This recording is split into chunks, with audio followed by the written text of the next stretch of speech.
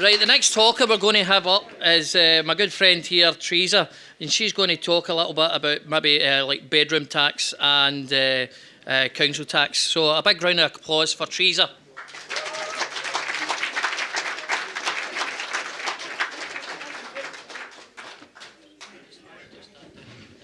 All right, okay. That's too high for me. Sorry, I'm just a wee smidgen. No, I could be doing me one. Yeah, it's okay. I know. Hi everyone, I go by the name Theresa. I'm on the site and I could stand here all night telling you all different stories, but what I'm going to do is just keep it brief as I can.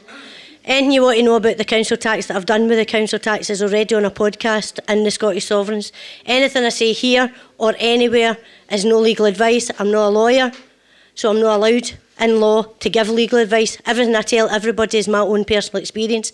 When my husband started this way back in 2007, I thought he was nuts. I thought they'd be coming for you in the white coats to wrap you up and take you away and I'll never see you again, because I honestly thought he was going off his head. Took it till 2008, 2009, and then we had to go down south, and that was where we met the first lot of people that were involved in all this. And it wasn't until I spoke to an actual accountant and bank managers and all the rest of it. I was at an accountancy meeting, and at that accountancy meeting, the banker stood up and said, if Britain's not careful, we'll be heading for a recession. Well, after the meeting, I says to him, you've just spoke to a room full of accountants in there and told them we're heading for recession, bankruptcy. Britain already trades in bankruptcy. He didn't care, because they didn't know that, it's just me and you. So that was a shocker for me. So that's when I woke up, and that's when I opened my eyes. Then I started challenging the DWP for all sorts of things. When I'm challenging anything or anybody, I make sure I've got the law and I check their laws, not my laws. Because when I went down south in 2009, I think it was, one of the guys, my good friend down south, had said the reason we all hated going to court, because that's what we all said, was that we were trying to take our laws into their court, and he said you couldn't do that, you had to take their laws into their court. So guess what I do? Take their laws into their court. So when you're going to court or you're going to do anything, you better make sure you've got the right story. This book here is a Welfare Benefits Handbook. Everything you need to know about it is in there. That's last year's. That's because it's last year's stuff I'm working on just now. This year's is out, and somebody asked me earlier on about the universal credit. Universal credits are going to be an absolute shambles. It's a shambles, it's not even started yet. What they're planning to do is give every single person whatever you'd be entitled to for your rent, your mortgage, your council tax, your electricity, gas, everything. And it doesn't matter who you are or where you are. If you're due to get £1,000, you have to get that £1,000 today, and you have to pay everybody. I'll crack your jokes. So we're going back like to when I was away at 11. I was at a meeting because I'm also involved with the bedroom tax. I help people for the bedroom tax. Doesn't affect me, but it affects loads of folk that I know. So I'm trying to help them. For anybody out there that does have a problem with bedroom tax, if any room in your house is classed by the council as a bedroom and it's less than 70 square feet, 70 square feet or 70 square metres, I'm not quite sure, better get that fixed. 70 square feet. 70 square feet. For a child under 10, it must be a minimum 70 square feet. For the child over 10, it must be, no, it's 50 for under 10, 70 for over 10. Now, I've got loads of people where they've got a wee tiny room, you can hardly get a single bed in it. So I took somebody a couple of weeks ago and she was getting hounded. Didn't want to deal with them because unfortunately the majority of people in this country are terrified as soon as they see a brown letter falling through the door, as soon as they see some stranger chapping their door, they're all running about shutting. I remember my mad doing that when I was away. Shut the door, kid, on, we're out. Well, the Provy man knows you're in. You've just shut the curtains. But I'm 56 nearly, and that's what they done when I was 11. Now we're still doing it for the bedroom tax. So I'm trying to help people in that area. There's all sorts of things that will help people with the bedroom tax. It is against the human rights. It's already been deemed to be against human rights by the United Nations who came over, but their report's not due out to January. I actually think the government are just keeping it as a dangling a carrot. Tories introduced it. I'm well aware of that, and so is everybody else. Labour wrote the policy that allowed them to do it. And SNP could cancel it tomorrow if they wanted to, because they've got a Section 16 in the housing policy, and they could use that if they wanted to get rid of it. There ain't no way doing the bedroom tax to save money, because they could save billions. 1.1 billion pound our government spent on a credit card for fancy hotels and bottles of wine and champagne. That was just the hotel bill.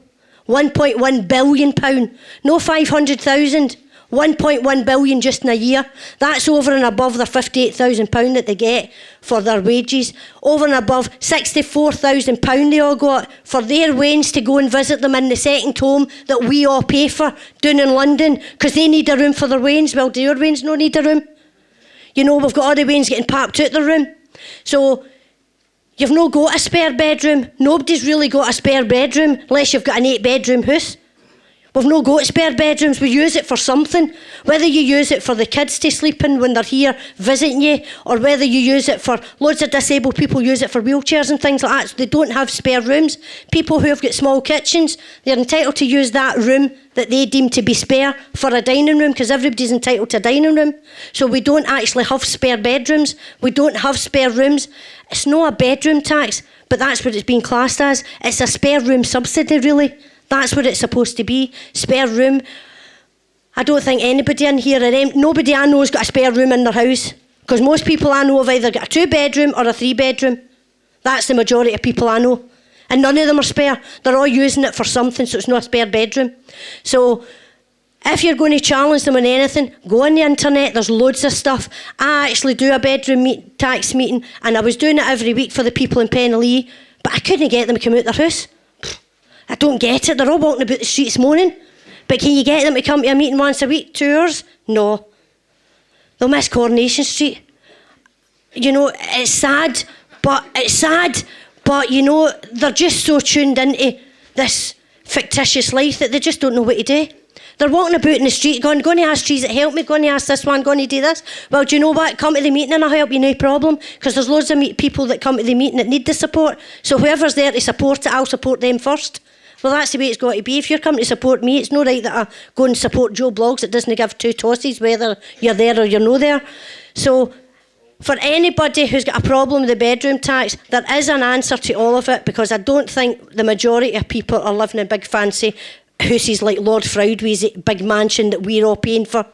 I've got loads of stuff on the bedroom tax, and I was going to bring it tonight, but I'm actually holding a meeting on the 16th of December, and I managed to get Ruth Davidson, who's the Tory woman, and Joanne Lamont, although it took me 3 attempts to get her, and she only agreed to come because Ruth Davidson was coming. Nicola Sturgeon, who is going to be next year going out trying to get everybody to support the SNP, she'll not even answer my emails. So what I did last week was I sent it to Jim Torrance, because he's a local councillor for Penlee, and I asked him to forward it to her. Well, I still not heard from him or her. So what does that tell you about SNP? Now, I'm no political in it, but I don't really know anything about politics, because I've never been involved in politics. Ordinarily, I do accounts, and then I just happened to get helping people with the bedroom tax. So because of that, I had to go, and then of course I had hassle with the council. So I had personal hassle with the council, so I had to go and learn the laws and their rules. For anybody who's got property that they rent out, and if you go and you're trying to rent a house off your mother or your brother or your sister, they'll tell you can't get it because the laws don't permit you to rent from family members. That's not what the law states. What the law states is you cannot rent from a family member whom you live with. Now, if you don't live with them, that means you can rent from them, because that's the legislation. So I don't know many times I've had to tell the council their own legislation they're trying to tell me, but they don't know it and I've got the law. So that's how I'm saying, if you're going to go and do anything or challenge anything, you make sure you've got your knowledge. I spend days, nights, but I don't do all the research myself. I'm not a good researcher, I hate it. There's loads of people here that help me to research. I'll send out an SOS and I say I need such and somebody will find that for me. Whether I need it 2 a.m. for the next morning, I don't go and find it all out myself. I had to go and study law because I was going to court to help somebody who was declared bankrupt for council tax debt that wasn't hers. When she first told me, I thought, again, she's cuckoo, they can't possibly be right. Unfortunately, I was proved wrong again, and guess what? She was right. They had taken this woman to court, bankrupted her, for a debt that wasn't hers. That was in 2010 I started helping her. We're in 2013, nearly into 2014, and it's still no sorted yet. We're still fighting in the court session. But I'm not worried about the court session. If you're getting involved in anything at all, you just have to ditch the fear. And as long as you know and understand what you're doing and why you're doing it, and you know you're right, there's loads of people here that would help you to guide you in the right path, but we can't give anybody legal advice. We only give you our experience and our opinion. Anything I tell anybody is my own personal experience, because it is my personal experience. It's my personal experience with the DWP. It's my personal experience with the council tax. It's my I hate the council, absolutely hate them. I think they've got a voodoo doll and they see my name, they go, Jesus, here she comes again. So every time, it doesn't matter what I'm fighting with them for, I've got to fight with them. I took them to court, they took me to court, somebody wants another big scandal. Somebody wants for, well, I don't know, I've had loads of them, probably everybody's had one of them at some point. Somebody want, you think, I must do it. No, you don't know it. You do it? No, you don't know it. Anyway, what happens is, the summary warrant, I'm a counsellor now, and when I take any one of you to court, I don't take you individually. What I do is I write out one document. I take it into the sheriff court, wherever it may be here. It would be Paisley. I'll predominantly talk about Glasgow Sheriff Court, because that's the one I deal with. But predominantly what they do is they take one page, take it into Glasgow Sheriff Court. There's maybe 6,000 people on that page, that one page. And behind that page is a spreadsheet. Might be 10 pages long, might be 2 pages long. But the courts don't have time to check every one. So what they do is they randomly select 50. So they randomly select 50 of the 6,000 or 3,000 or 10,000, doesn't matter. They're only checking 50 of them. That means the rest have went unchecked. So you don't really know. And the judge stamps that before 10 o'clock, before he even goes to court. So it's already done deal. It's already stamped, signed, sealed, delivered, and you owe that debt whether you owe it. The next stage after the summary warrant is that they'll go and try and get the charge for payment for money. Well, see, when that charge for payment for money falls through your door, guess what? The court deem you owe that whether you owe or no. So the only thing you can do is, if you get a charge for payment for money, is you've got to go to the court of session to get a charge for payment for money reduced. Well, that's what I done. In March 2012, they sent me a charge for payment for money for £4,000 odd. But the day before they sent me the charge for payment, they also sent me a new council tax bill and said I now owed them £1,600 instead of £4,000. But guess what? The next day the charge for payment for money comes through at £4,000. Now, if I hadn't been helping that lady who got bankrupt because of the council tax, I wouldn't have known what to do. I would just have left that and just bin it, like most people. Because I wouldn't have known what to do, but because of her, I did know what to do. So I immediately raised an action in the court of session to get it reduced. Well, the lawyer says to me, sent me a letter, if you withdraw just now, Mrs. Stirling, we won't charge you expenses. I'm not caring about your expenses, pal. I'm taking you to court. I want this charge for payment for money withdrawn because I don't owe it. Or you do owe it. And I says, no, I don't owe it. I said, well, I'll see you in court.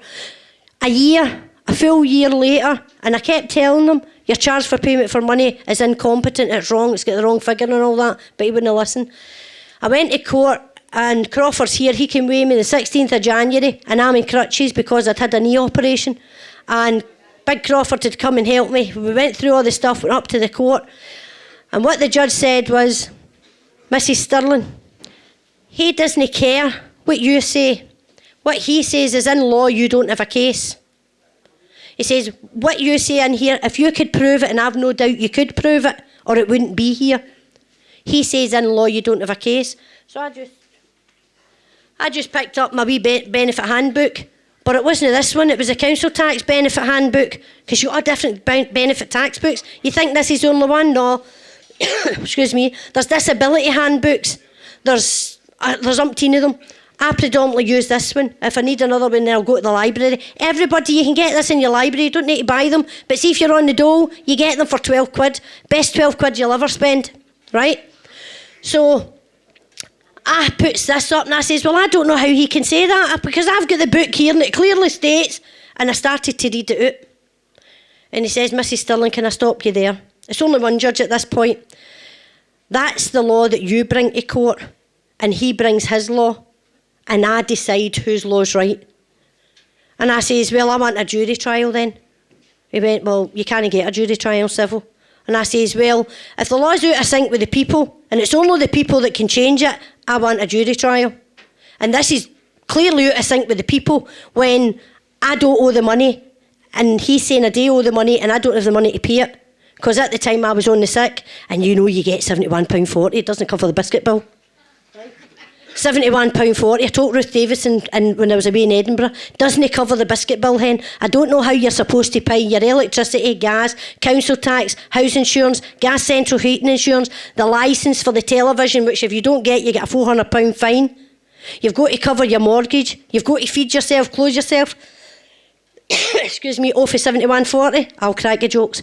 Now, it doesn't matter if you work and pay £50,000 in tax or you never work a day in your life, you still get your £71.40. Don't spend it on the one shop, right? Because it's going to do you for a full week, and you have to pay everybody their granny off it. So I couldn't work out in my brain how I had to live on this and pay all these bills. It just didn't work for me. So I told him I wanted a jury trial, but he said I couldn't have it, unfortunately. But anyway, what happened after that was, it's not what they say, it's what they actually do. What they say and what they do is two different things. Excuse me. What they says to me was, I didn't have a case in law. Now, 16th of January, I'm due in court in June. So I'm doing all my homework. Sometimes I only sleep 2 or 3 hours a night because I've got that much work to do. So he contacts me 3-4 weeks later. Mrs. Stirling, it strikes me we could come to an agreement. We could settle this out of court. Well, I told him that a year ago. He didn't want to listen to me. I told him before we even go anywhere near the court. But I'm glad he done what he done, because it gave me the experience to go at the court of session. I never really been in a court up until 2009. Now I couldn't count how many times I've been in. It's been that many times. Civil, criminal, doesn't really matter. They're all the same. But most of the things I'm involved in is all civil. But I'm glad they done what they done, because it let me see the process and what I'm supposed to do. Because when you go to the court of session, it's no simple. You've got to go and get permission from them to put your action in. Well, I did it wrong. Well, you're always going to do it wrong the first time. So see, if you're doing anything, make sure if you've got a deadline, make sure you give yourself 3 days, because I can guarantee you, when you take that document to the court, you'll be wrong and you'll need to go and fix it. And so you need to have a wee bit of leeway. Don't take a document in the day if it's due the day, unless it's the 3rd time you've took it. You need to give yourself extra time. Don't go right to the bone. Excuse me. So I'm happy that they done that and gave me that experience. And now they withdrew and I have to get my expenses. Well, I put my expenses in. So I claimed them for like £7,500. That's a drop in the ocean to what I should be charging them. And I charged them for £5,000 as well for damages. However, that was a mistake I made in my document. I didn't actually claim damages. See, whatever you want to claim, make sure it's in your first document. Put everything in the sink in your first document, because if you don't put it in the first document, you cannot bring it in at a later date unless it's new evidence. But dealing with the DWP, dealing with the council tax, what helped me to then deal with my mortgage. But I could tell you going on and on and on all night. You need to tell me when to stop, guys, because I'll be here tomorrow. So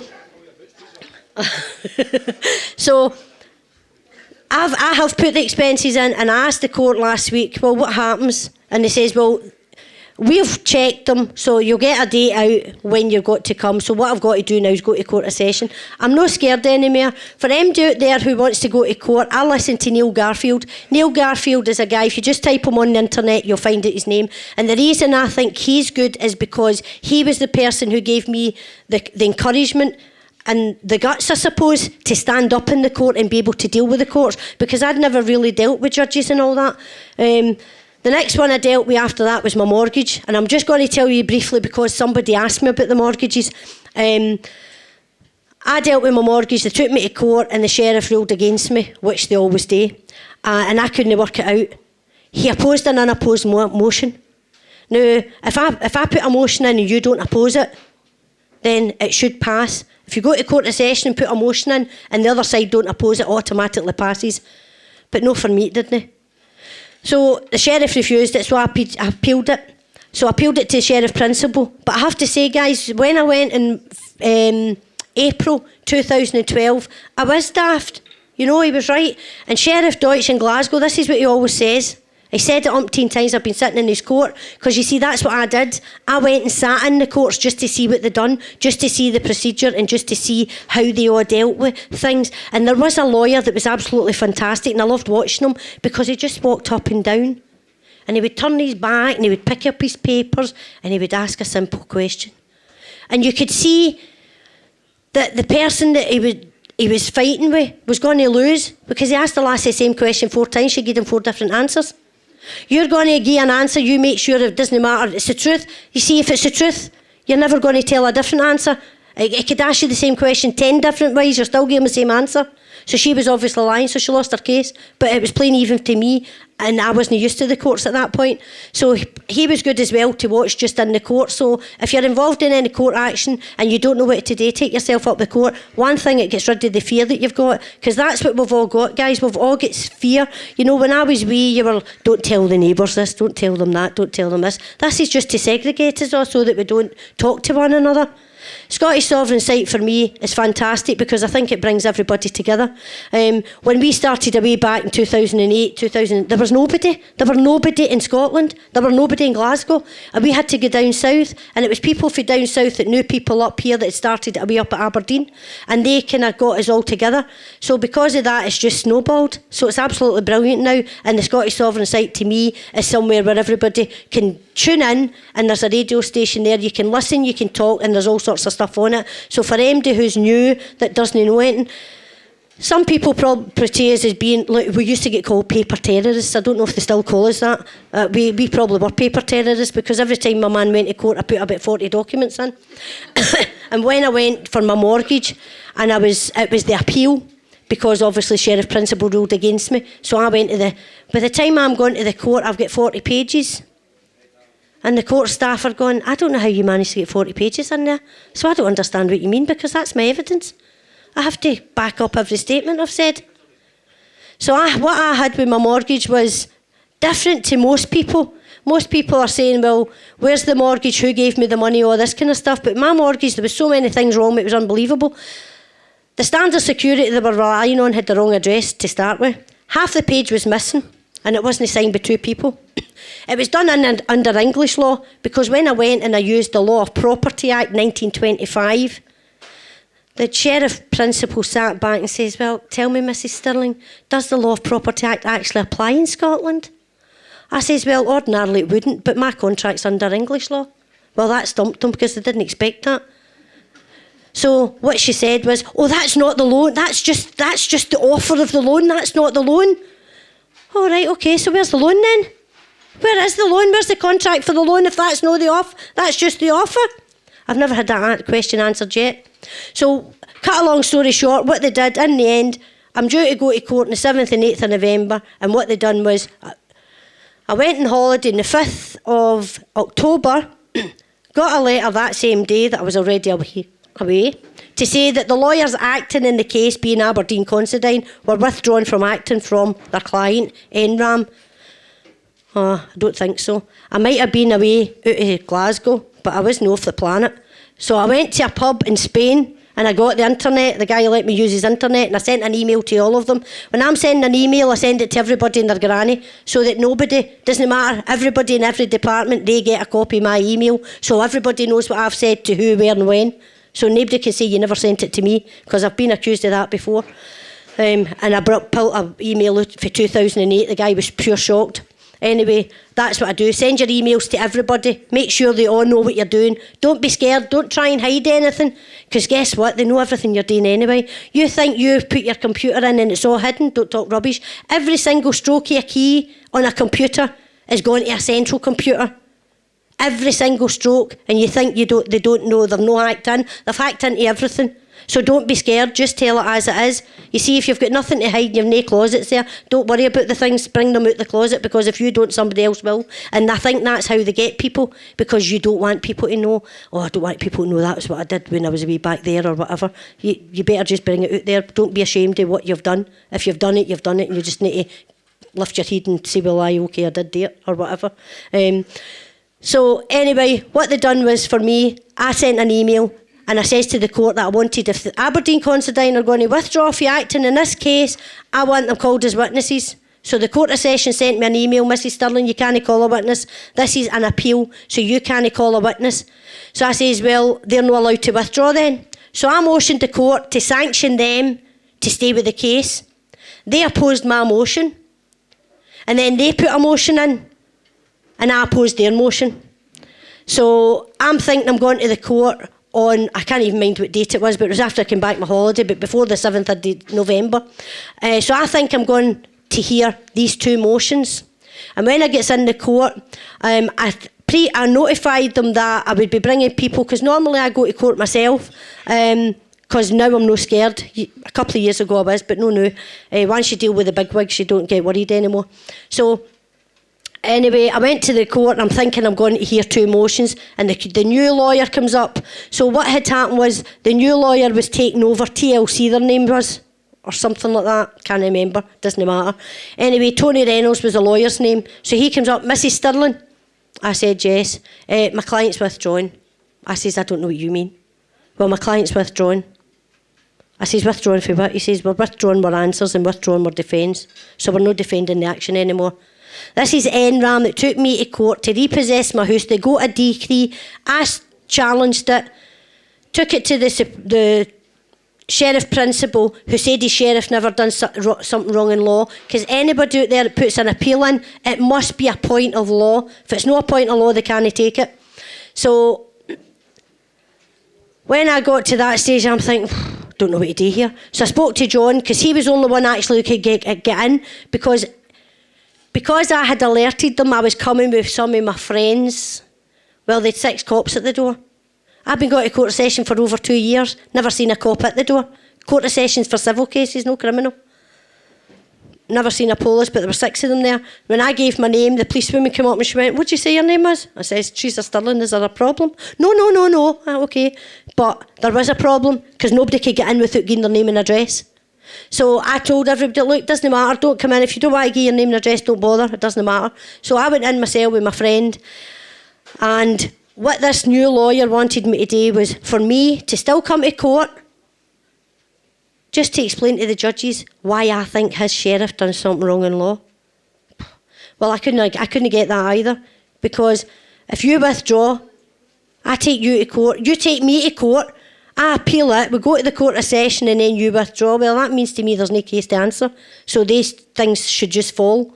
Anyway, we gets into the court, and he stands and tells the judges that there's 3 judges this time, and he tells them that they're withdrawing their answers. So cut a long story short, they withdraw their answers, and I motioned the court, because that's what you've got to do, you must motion the court. You see, you'll hear them saying, what do you want me to do? If you sit in a court, you'll hear them saying, what do you want me to do? And that's for you to guide them, because I'm supposed to be in a court impartial, and you two are supposed to be the people that are fighting. I'm only supposed to see who in law is right. But that's invariably know what happens in the court. If you go and watch it, you'll see for your own eyes. Anyway, I said, well, if they're withdrawing, I don't see why I should come to the court to explain to you 3 what's in the documents, which I'm pretty sure you're all aware of. So they agreed with me.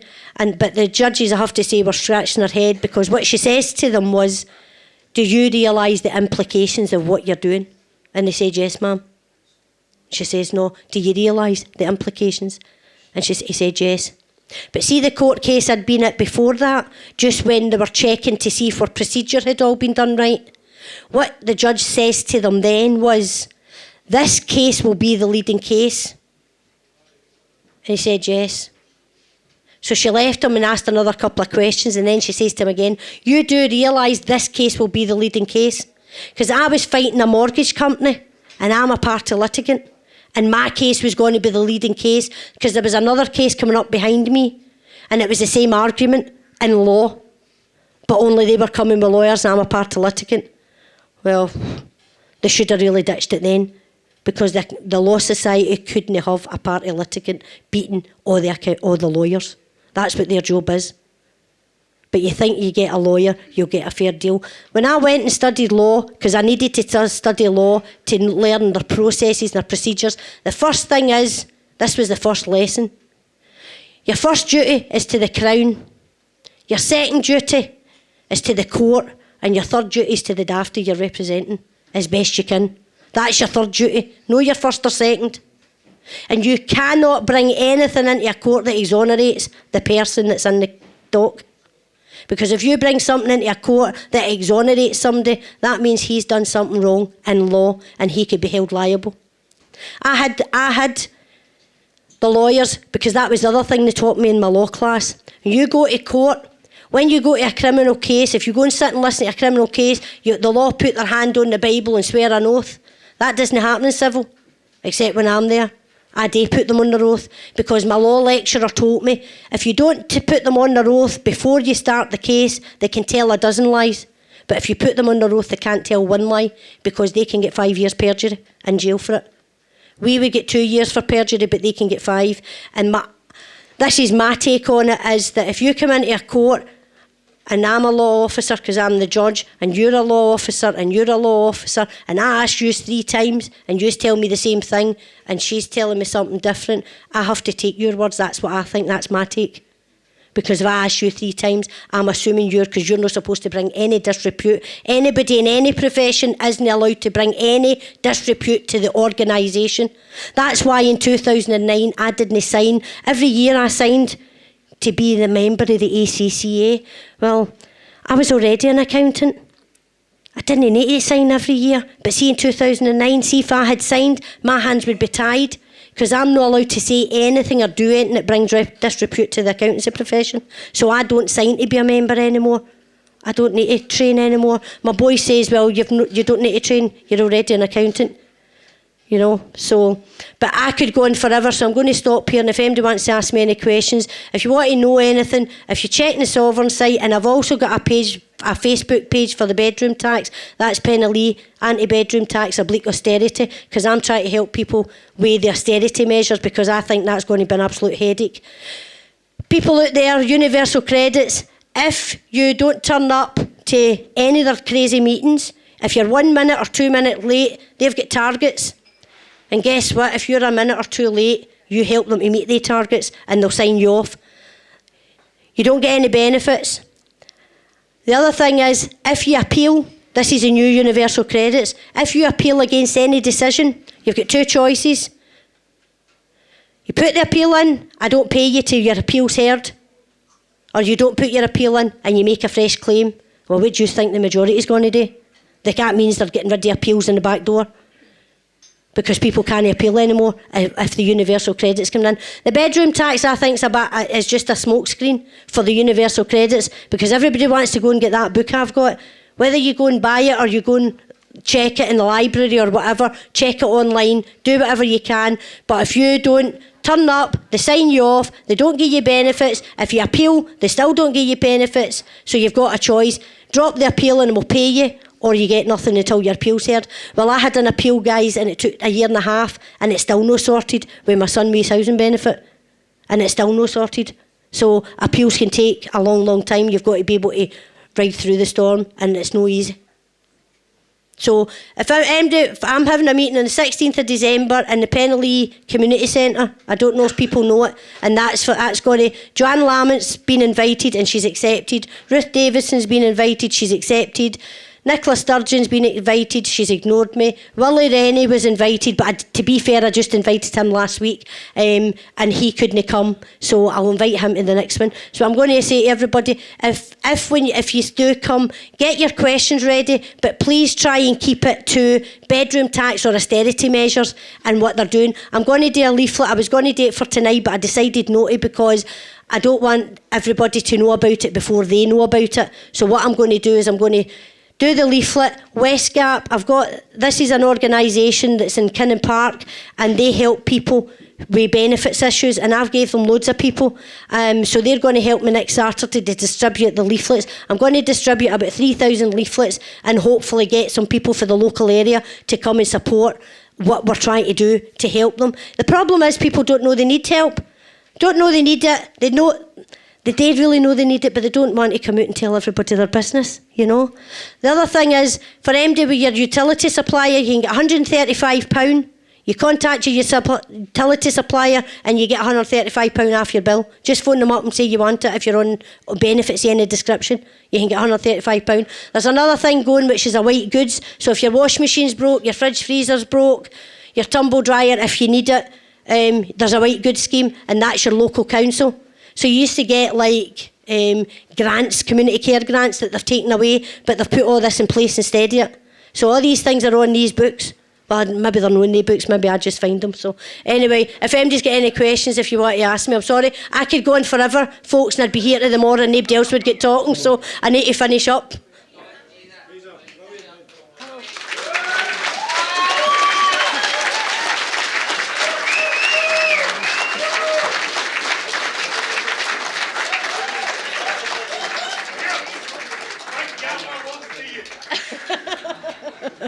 Thanks. See if somebody's been sanctioned, Theresa, if they have kids, they can apply for a hardship fund right away, just to let people know that. There is a hardship fund in place. Yeah, but only for the kids' money, no for your money. That's right. No, you don't get, see if you're on JSA, you don't get any money for your kids. That's all tax credits now. The JSA... But they can't stop the tax credits. No, the tax credits still continue, and the tax credits is for the kids. That's right. But the thing, you still get your tax credits. But the thing is, if you've been sanctioned and you have kids, they give you, I think it's... Silence, please! Come on, boys. I think they give you 70% off. They give you 70, they take 30% off your benefit, but you still do get 70% of it. But it's only if you have kids. You don't get kids, you get nothing. But at least you know, if you've got kids, you can apply for a hardship fund right away. Well, they give them it right away? Right away. Right, excellent, excellent. Thanks very much. Cheers. Thanks. They don't tell you. No, they don't tell you anything. That's the problem. And that's why this Scottish Sovereign site's good, because if anybody's got any issues or any problems, you put an SOS up. Listen, I know last week, I'm not always in the site, so anybody who's looking for me is probably better getting somebody that knows me or phone me or something like that. But I know somebody was on the site last week and she was trying to get help because her man had got arrested. Now, what's happening in the site is if say I put something up and say, oh, Billy's been arrested, 10 or 20 people come and put a comment back. Well, this woman was getting anxious. So maybe we should try and get a wee system whereby we've got a system in place whereby that woman would get a phone call, gives your number and somebody will phone you, so she's got a direct link to somebody. It's just a thought, because I wasn't on the site at the time, I've just been told about it, that's something that we could maybe do to improve. And anybody that's got any suggestions that we can do to help the people, because that's what I am. I mean, if you go onto my Facebook page, that's what it says, Penalty, anti-bedroom tax, austerity, people for people, because I actually think we need a people government, no the government of the today. The government we've got today just wear different coats, you know. Got a cream coat on the day, tomorrow I'll have a black one on. I'm not any different. You think you've got a government? We've not had a government for such a long time that it's frightening. There's no government out there. Doesn't matter if you vote Tories, Lib Dems, Labour, SNP, Social, it doesn't matter who you vote, they're all the same. They're all pulled by the same strings. You know, because of my bedroom tax, I had somebody in the bedroom tax phoning me and saying to me, you need to get a union. Well, what do I need a union for? I said, what do I need a union for? And he says, to get the money. I says, well, why not just get the people to support me? If all the people I knew gave me £1, I'd be a millionaire. So We've got a question here from James. Right, sorry. Hi, Theresa. Hiya. Theresa, it was me you spoke to earlier, and you brought up the universal credit because I had sat and spoken to you. I'll bring that up when I'm on stage. The universal credit I was speaking about was not the one that's been introduced by the government to control benefits. The one that I was speaking about, which brings more to mind when you said there, anything that can help the people, that can help us. The universal credit is a scheme that's been started by other movements like ours, like this one, which helps every single person in the movement. They don't have to put in money. What they can do is they can do what you're doing. They can be a good accountant. They can offer their services to the community. There's things that people can do. Like you also said, we also had in our communication about people who are sitting outside the registration system. They get no benefits, they get no money. It's extremely difficult for someone to make a move and do that in their life. It really is extremely difficult unless if there's someone like you at their side.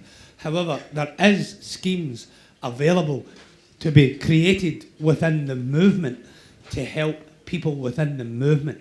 And it's to help people to get into a debt with the movement. But that debt is not send them a letter. It's help them. It's put in your services. If you're a good motor mechanic, if you're a good house painter, if you're good at these things, then the movement can share these services among So that's like trade exchange and barter then?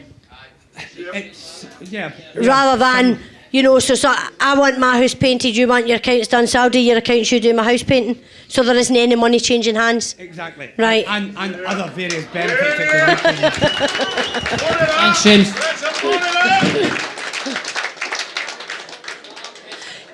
If you don't mind, if you could give maybe Peter or somebody the site for that, and then we can try and hook up or something like that. 100%. All right? Yeah, 100%. Theresa, see you. Hello. Here, over here, aye. Hi. Right. All right. Gary's telling me we've already got that, thanks. Sorry. Theresa, see your bit about renting from family. Uh-huh. Right, that's got to be done on a commercial basis. And see if you try to rent to them below or it evens of what you're getting for your rent, you won't get it. You need to make a profit. So when you're renting for family, you need to do it on a commercial basis or you won't get it. Yeah, that's right, but mine was a commercial basis. Mine No, was a but buy-to-let mortgage. Mine has already been a buy-to-let mortgage. It was already No saying that, that's not what I'm saying. the contract. What I'm saying to you is, if you only charge him what it's costing you, you won't get the money for your rent. I charge market price, but does it That's matter? what you need to do. Aye. Or they won't give you. No, I know, I That's understand that. right. That's all. Just so Aye, thanks, sorry. Can we get a wee commercial? Yeah. This is a wee commercial, folks. Can you just 1 minute, Peter? Want to change the battery to the gear there? All right. So I'm going to put you back to Peter. Thanks very much for listening.